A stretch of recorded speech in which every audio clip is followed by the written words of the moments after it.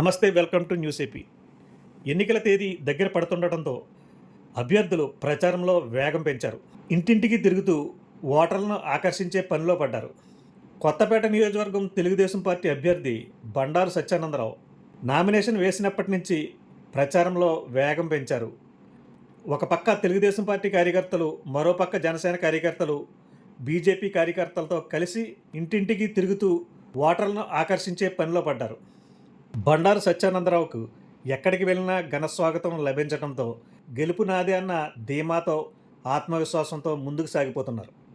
గత 2 ఎన్నికల్లో స్వల్ప మెజారిటీతో ఓడిపోయిన బండారు సత్యానందరావుపై ఉన్న సానుభూతిని ఓట్ల రూపంలో మార్చుకోవటానికి నానా ప్రయత్నాలు చేస్తున్నారు.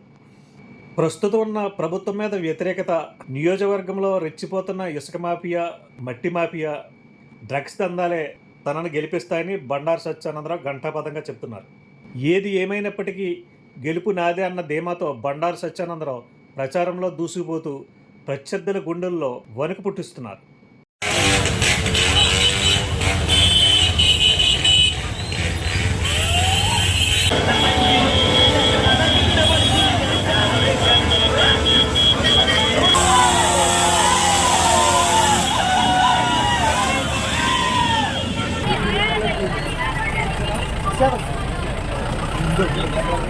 అంటంగానే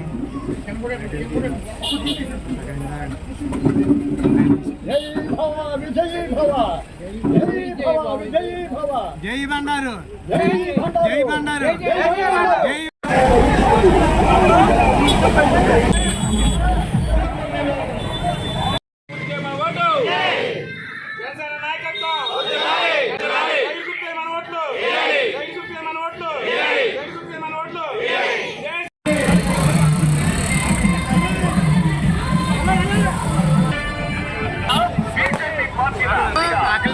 సత్యానందరావు గారికి సైకిల్ గుర్తుపై తమ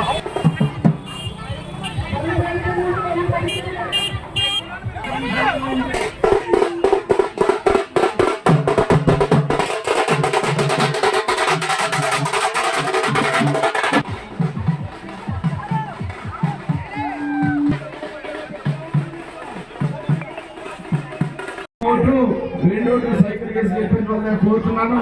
నేను ఇక్కడ రాకర్లేదు, మీకు కనపడక్కర్లేదు. నేను వచ్చినా రాకపోయినా